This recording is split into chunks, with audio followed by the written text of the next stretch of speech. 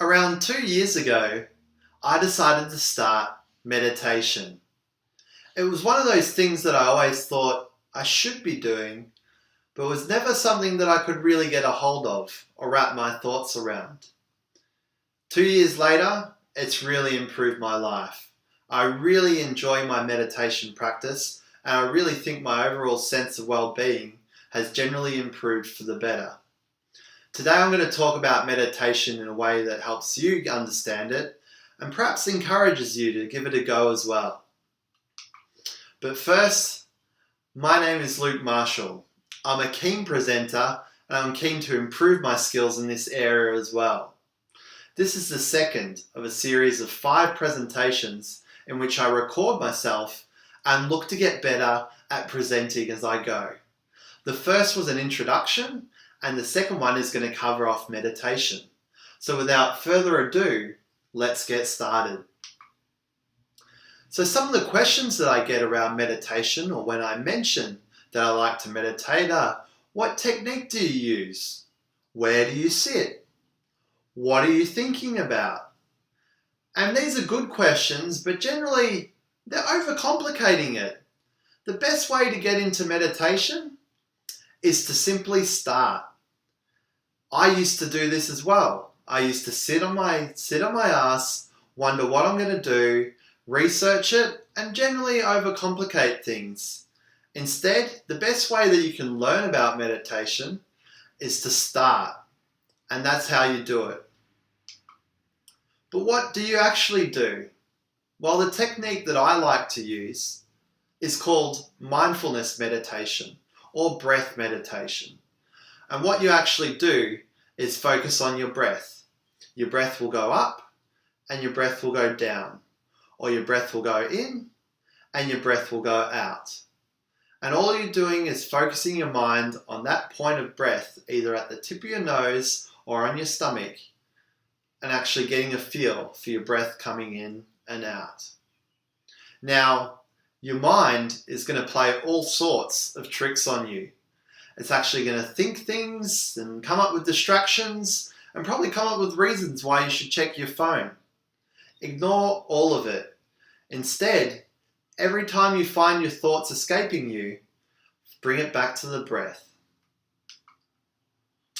And this is what happens when you're breathing in this fashion and starting meditation. So when you start, the gap between your thoughts will be quite narrow and you'll actually be thinking quite a lot. This is all part of the process, and it's quite natural to be thinking a lot when you first start meditation. Perhaps after a few months you'll grow more comfortable with your practice and you'll find that the gap between thoughts is becoming a bit broader as you get better with practice. And lastly, the gap when you've practiced for ages is actually quite enjoyable.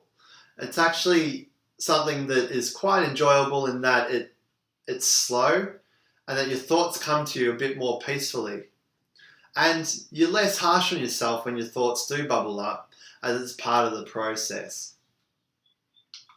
Feeling inspired? Well, slow down, guy. We don't want you going too fast.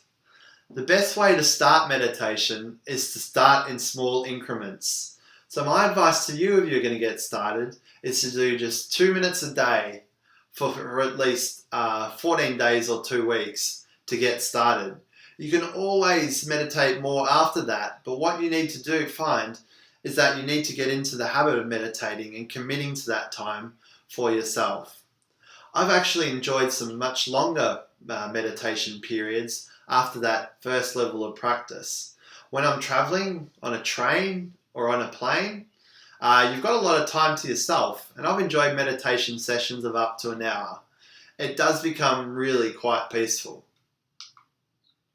So why do it? I hinted at it earlier, but I want to expand on that a bit more.